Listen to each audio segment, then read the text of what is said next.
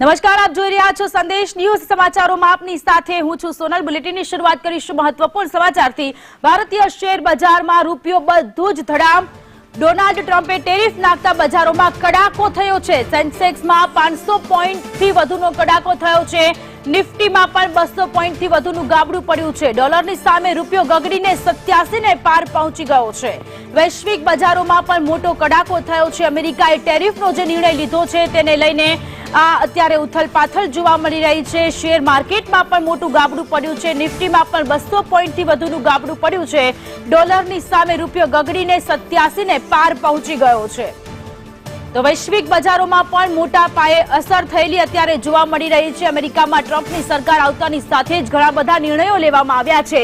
ટેરિફને લઈને પણ કેટલાક નિર્ણયો લેવામાં આવ્યા છે। ચીનમાં આયાત પર અત્યારે વધારો કરવામાં આવ્યો છે, જેને લઈને વૈશ્વિક સ્તરે અત્યારે મોટા પાયે ઉથલપાથલ થતી હોય તેવી સ્થિતિ અત્યારે જોવા મળી રહી છે। સેન્સેક્સમાં 500 પોઈન્ટથી વધુનો કડાકો થયો છે।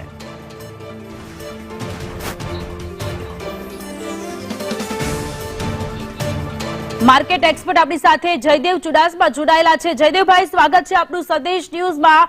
વૈશ્વિક સ્તરે જે ઉથલપાથલ થઈ છે, અમેરિકામાં ટ્રમ્પની સરકાર બની અને ત્યારબાદ તેની અસર અત્યારે ટેરિફને લઈને તેમણે જે નિર્ણય લીધો છે તેની અસર ભારતીય શેર માર્કેટમાં પણ જોવા મળી રહી છે। શું છે શેર માર્કેટની સ્થિતિ અત્યારે?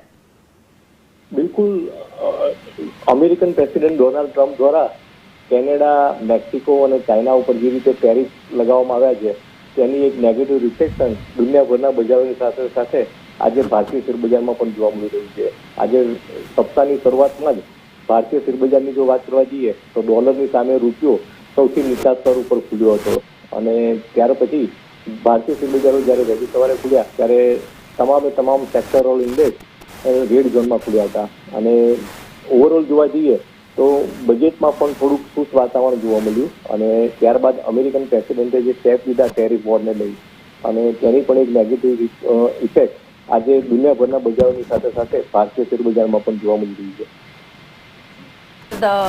સાથે જોડાયા તે બદલ